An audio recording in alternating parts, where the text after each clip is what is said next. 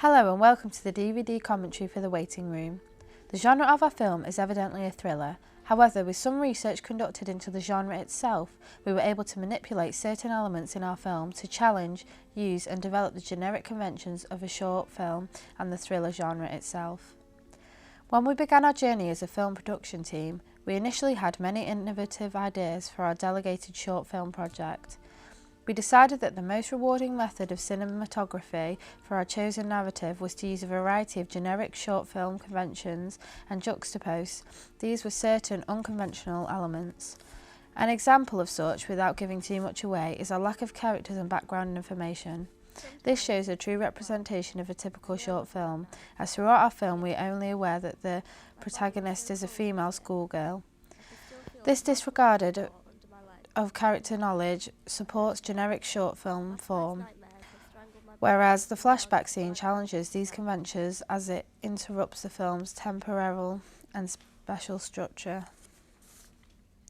The first scene was the most difficult to perfect because although to the untrained eye it looks quite simplistic, there is actually a variety of effective filmic techniques used here to suture the audience into the text. We decided to focus heavily on the lighting and the visual impact that it creates, as we believe that this is the most important aspect in creating our desired atmosphere, eerie, mysterious and full of emotion. To ensure the audience focus entirely on mise-en-scène, we thought it would work more efficiently if we removed all diegetic sound from the scene. This silenced the scene also challenged short film conventions.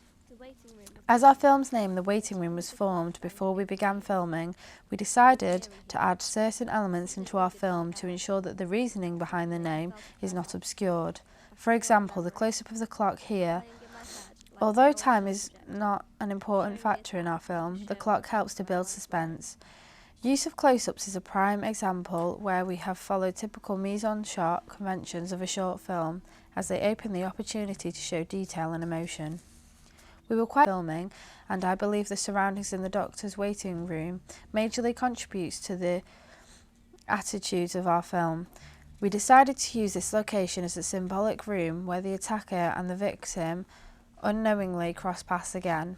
When Emma Harper is sat waiting for her appointment, we thought that this would be the perfect opportunity to add the flashback scene into our narrative, as we are entering Emma's thoughts and viewing what she remembers from the rape. This was the make or break scene for our film, and it was vital that we made it stand out to inform the audience as to what happened to Emma, and her reasons for being in the waiting room are revealed.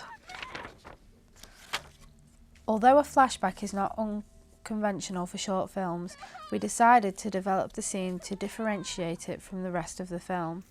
We achieved this by editing the footage and adding a black and white filter. Instead of conventionally using music to build up the attack, we decided to challenge this, as we felt it would be more realistic if we used natural sounds, as it follows the audience to emphasise with Emma and feel her vulnerability, to ensure that this scene was obvious to the audience as an event from the past.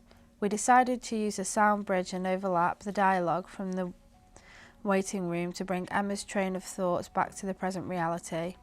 As the flashback concludes, we used a close-up of the attacker and his keychain as a signifier to allow the audience to identify him in the future.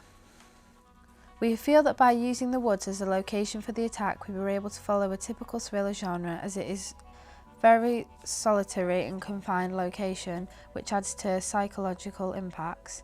Similarly to this scene in our film's magazine review, we analysed a variety of magazine reviews and challenged the conventions we found by removing all colour from the piece and kept the black and white consistent throughout. At this specific point, we decided to use a powerful piece of music that quickly builds tension that is relieved when the audience are made aware that Emma has been sat just several feet away from her attacker when he drops his keys. As we did not have the filming time available to continue our narrative, we decided to challenge the conventions of a short film structure by concluding our film with an open narrative, as we are unaware as to the consequences of the rape and what happened to the attacker. This adds the element of fear to our film, as the audience are aware that this narrative is possible in today's society, and girls represented by Emma Harper have to overcome such an issue and effectively deal with it for the rest of their lives.